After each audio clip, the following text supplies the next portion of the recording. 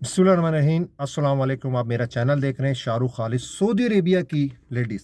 अब ये जो वाक़या हुआ है सोशल मीडिया में भी दूसरे चैनल से भी दिखा है। सऊदी अरेबिया की एक लेडीज़, एक खातून 6 महीने से पाकिस्तान की एक जेल में कैद है और वो अरबी बोलती थी, उनको इंग्लिश नहीं आती थी क्योंकि इंग्लिश से कम्युनिकेशन हो रही थी। क्योंकि पाकिस्तानियों को आई थिंक अरबी नहीं आती है। जिनको आती है, जिनको समझ में आती होगी, वो एक अलग बात है।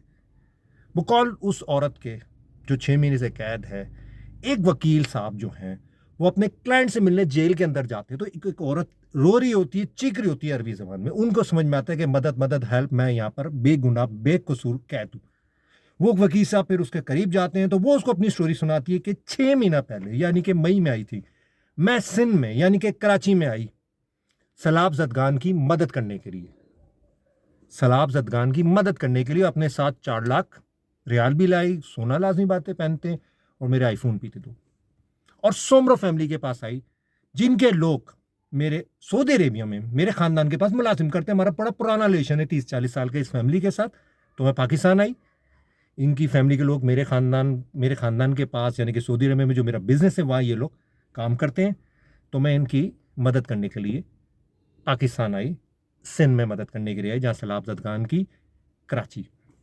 अब सोमरो फैमिली की कोई लेडीज थी जिन्होंने इनको रिसीव वगैरह किया, और ये 2 दिन इनके बकौल में होटल में रही। होटल के बाद ये मुझे लेके गए घर अपने। घर ले जाके इन्होंने मेरे साथ किया तशद्दुद, बुरा सुलूक किया, मेरी टांगों में मारा पीटा, बकौल ये लेडीज बता रही हैं। उसके बाद इन्होंने मेरे जो 2 आईफोन थे, मेरा पासपोर्ट और मेरे पास जो गोल्ड था, सोना था, वो इन्होंने मेरा छीन लिया। मैं यहाँ से भागी, मैंने 155 पे कॉल की, पुलिस आई, पुलिस मुझे थाने ले गई कराची के। वहां जाके मेरे मोबाइल नंबर जो भी है, मोबाइल से एक लेडीज का नंबर निकाला सोमरो फैमिली को, वो भी इधर आई। उस लेडीज ने एलिगेशन किया ये जो है ये चोर है। सऊदिया खातून को कह रही कि ये चोर है, सोमरो फैमिली की लेडीज है, ये चोर है जो पाकिस्तानी है, ये चोर है और इससे हमारा गोल्ड वगैरह इतना चुराया है।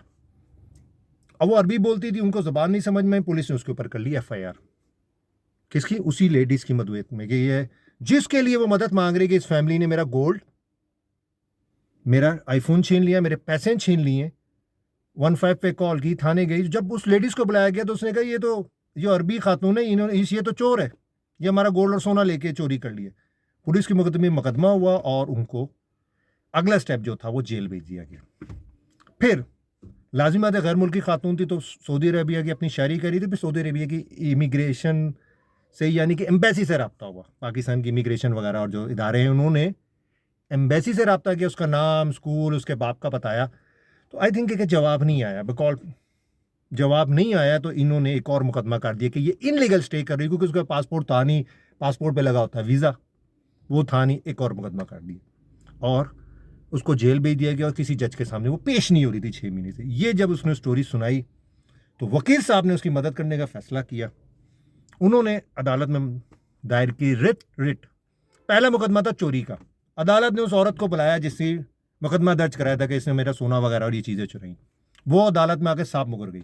उसने कहा ये सोना किसका है? इसने कहा ये अरब यानी कि सऊदी अरेबिया से जो खातून है इसी का गोल्ड है, सोना है।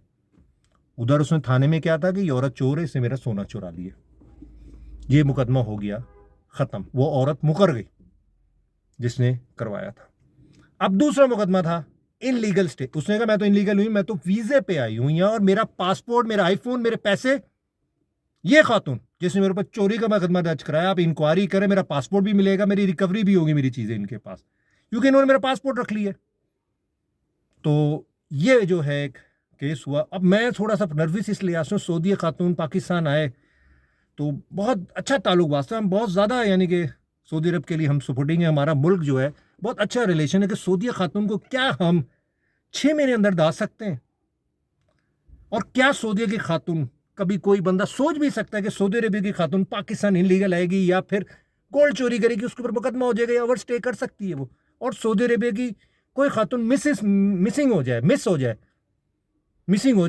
उनकी एम्बेसी तक पहुंचाया जाए, तो क्या वो उसके पीछे मदद करने नहीं आएंगे? वो इज़ वेरी स्ट्रांग कंट्री। उनकी जो एम्बेसियां हैं वो फौरन आते हैं अपने शहरी के पीछे। तो फिर यार पहले मुकदमा जो चोरी का था उसमें उनको बरी कर दिया गया, औरत साहब मुकर गई है। अब दूसरा इनलीगल स्टे। अब आगे देखें ये केस कहाँ कहाँ जाता है। उसकी चीज़ें भी बरामद होंगी, आईफोन वगैरह, उसके पैसे भी बरामद होंगे, और फिर वो अपने मुल्क चली जाएगी। तो ये कहने के बाद 6 महीने रही, कोशिश करते कि वो औरत जिस मुल्क से भी आई थी इसको उस मुल्क में रवाना कर दिया गया था। दुआ में याद रखिएगा। अस्सलाम वालेकुम रहमतुल्लाहि व बरकातहू।